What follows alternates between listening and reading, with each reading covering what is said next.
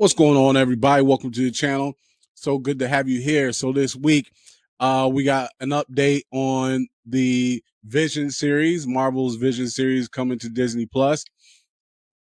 One of the Acolyte stars is surprised that the Acolyte got canceled. Listen,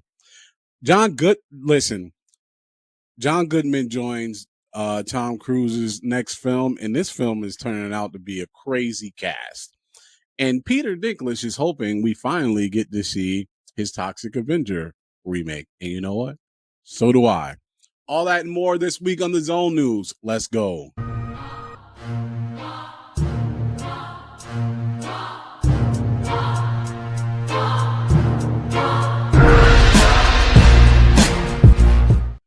All right, so this week we got some really exciting news, at least exciting for me.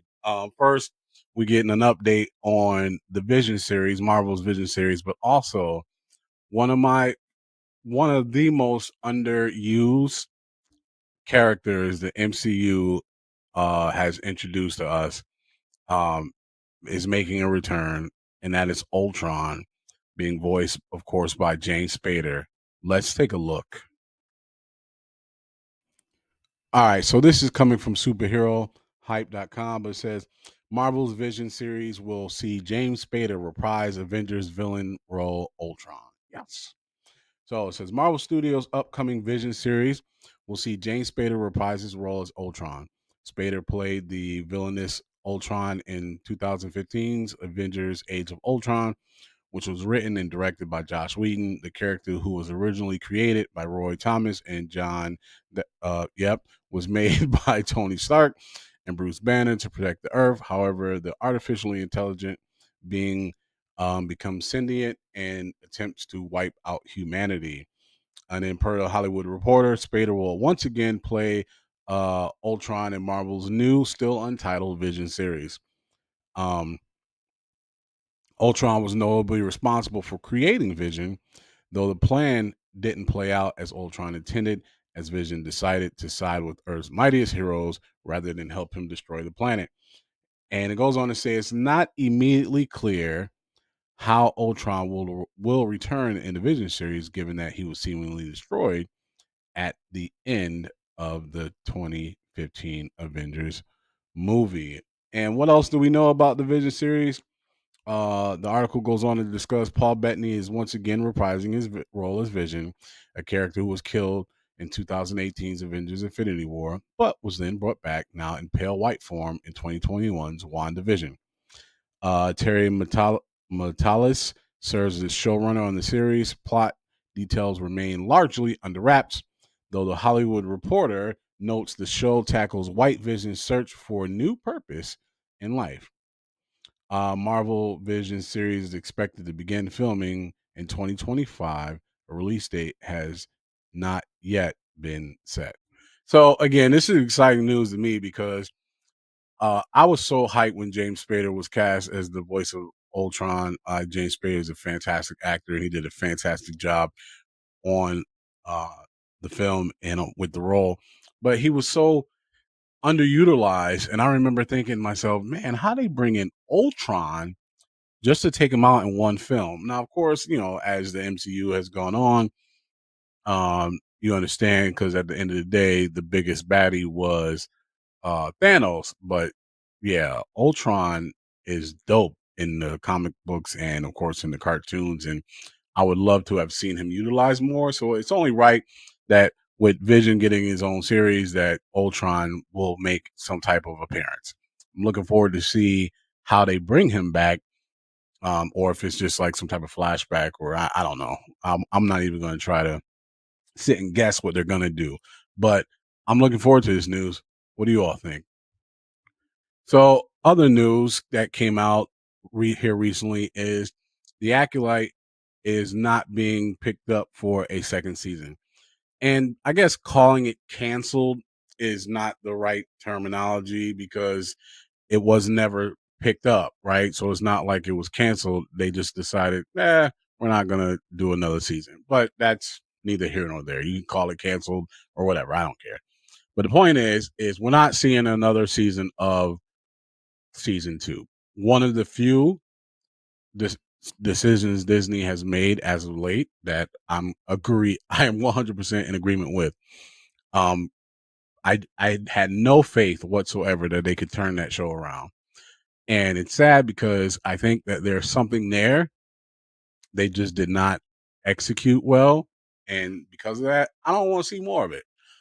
Could we possibly see some of those characters in other series and other factions? Maybe, but I'm not even sure I care to see that. Um, I'm not one of these people that thought the Acolyte was just like completely horrible or anything like that. It had moments for sure, but it wasn't good. It wasn't good, and I'm glad it's not getting second season because they did not land the plane at all on that. But anyways, one of the stars is saying that they're surprised that the Acolyte was in fact not picked up for a second season. All right, so this is coming from comingsoon.net. The Acolyte cancellation surprised star Lee Jung Jae. So the Acolyte star Lee Jung Jae, who played Jedi Master Soul, who I actually liked in the Star Wars series, is speaking out about the show's sudden cancellation after only one season. Created by Leslie Headland, The Acolyte unfortunately did not receive a season two renewal. The reason for the cancellation remains undisclosed. However, it was reported that the program failed to garner enough viewership to warrant a second season. No shit. So why did Lee Jung Jae say what did he say about the Acolyte cancellation? Well, while Lee acknowledges he wouldn't be able to make it to season two since his character had already died during the first season, he still hopes for the series to expand further in the future. As you know, my character had died already in the first season, so I wouldn't have appeared in the second season if there was one anyway. But personally speaking, I really love Leslie's writing. I thought that she was a great writer and director who was very talented in the storytelling as well as creating characters and creating meaningful structures within the story. So I was actually personally really looking forward to watching a season two with her at the helm, the actor told Entertainment Weekly. To hear the news, I was quite surprised personally as well. He added, honestly, I am hoping that maybe there could be changes in the future because you never know what's going to happen. So, on a personal level, I really hope we could get to see further stories of Leslie's second season. So, I'm sorry, but Lee Jung Jae, sir, what you're saying you liked about the show is the very thing that was wrong with this show, and that was the writing. I thought the acting, I thought the actors did the best they could with what they were given, and I hate it for them because I think some of the actors' decisions wasn't based on any skill that the actors had, but more about what the character development was in the writing, and so they just did what the story told them that they had to do. The writing was trash in this show. Like the fact that that's the thing that you praise the showrunner on. Nah, dude. You saw definitely different versions of the script than we heard on the screen for sure. Because the writing is one of the biggest reasons why the Acolyte did not do well. And again, I'm not one of those people who find joy in shitting on that show. There's a really disgusting group of people out there that legitimately find joy on shitting on anything Star Wars or Disney. It's really strange to me, but whatever. But this show deserved all the flack because it was trash. It wasn't good, and the writing was the biggest piece of it. So sorry, bro. I'm glad they're not getting to season two. Anyways, what do you all think?